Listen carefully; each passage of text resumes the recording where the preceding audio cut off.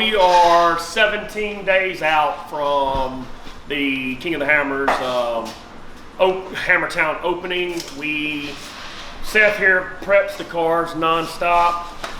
So all of our cars are for the most part prepped. We have built 3 cars that utilize all of the same parts. So we have 3 full part shelves. We had a major problem at Texas for the 12-hour. We made 3 laps. So that entire prep, that entire suspension package only had 3 laps on it. Of course, we looked it over, but the single-seater that we had at Texas and we were racing at Texas is not going to Hammers. We need all 2-seater cars for pre-running and transportation around. So what we did is we took all of the components off of the single-seater, put them over onto a pallet, labeled them 2023, and that entire suspension and clutch set, everything is shock set, everything is completely prepped to go onto our race car. This is one of our pre-runners, AKA also a backup race car in case something happens to the #1 race car. This unit has all brake suspension on it, very expensive car, but it does not have a spare tire mount.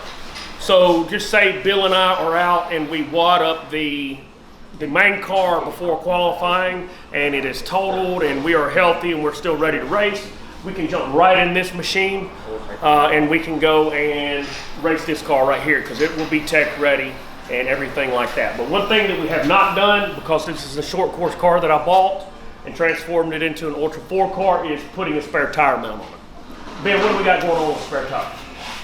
So pretty straightforward really, with the way the C-pillar lays out, or the C-bars on the cage here. It's going to rest pretty well. We're actually using an old wheel hub and stub shaft for an axle shaft. We're going to build a cross member across the cage, a couple support bars, and weld that hub directly to the cage. That way we've got potentially a spare hub, spare lug nuts in case we need it, and also serves as a mounting provision for the spare.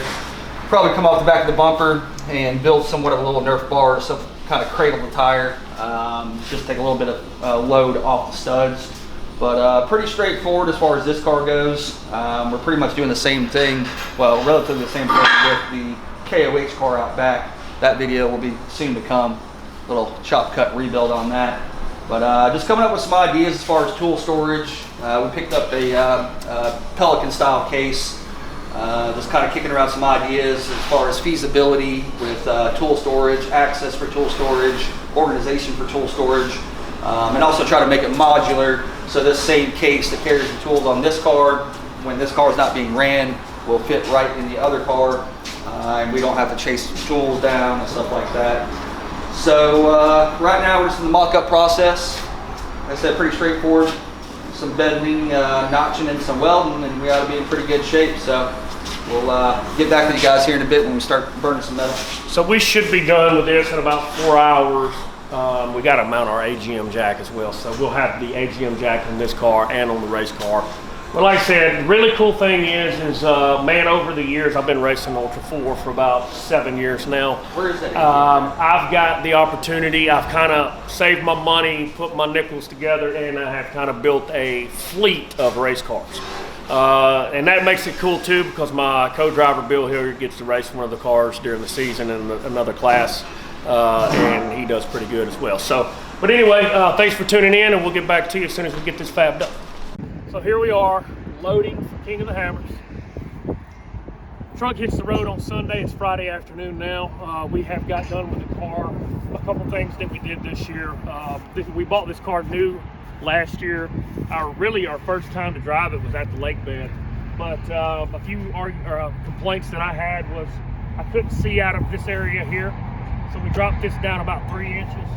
We dropped this down about 6 inches. So now when I sit in the car, I can see all the way down as far as you can possibly see with plastic on it. We got to have front plastic to fit in the Pro Mod class. That's part of the rule. Another thing that we did this year is we run the HMF exhaust. This right here dropped about 15 pounds, and it quietened the car down pretty good too as well. I'm half deaf in one ear anyway, so I got to do everything I can to protect my hearing. So HMF Really done a good job. Those are also found on allthingsutv.com for the Can-Am and all other models.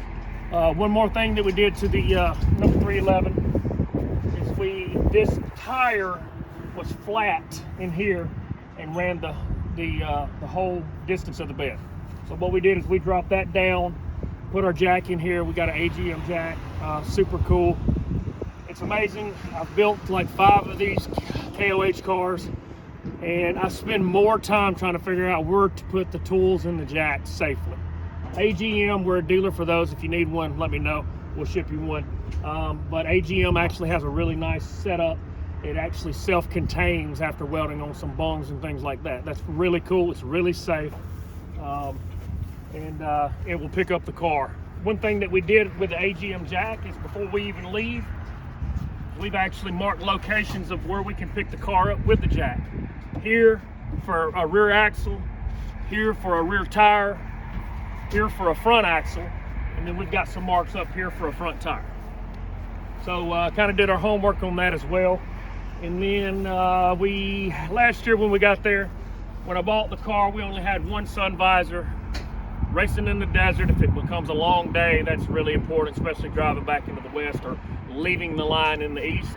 I got my co-dog Bill Hilliard a sun visor this year. So other than that, man, same tires. That's what we've tested on. We've got the Double E Racing fully tuned Elka shocks, stage 5 shocks. Those have been freshened up since the Mint 400. Everything's ready to go. Got a custom splice winch cable. This winch cable's 2 years old. I wouldn't trust it, so we got a custom splice, a fresh one going on there. Other than that, man, we hit the road Sunday. Truck leaves out. Me and the rest of the team fly out on the 3rd. We jump right in the car, start pre-running rocks.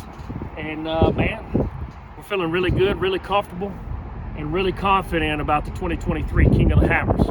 So stay tuned to number 311. Follow us on the live feed on the 9th of February. That's when the race kicks off. Qualifying will be on February 6th at King of the Hammers official YouTube channel. Check it out and follow the number 311, All Things UTV, Can-Am X3.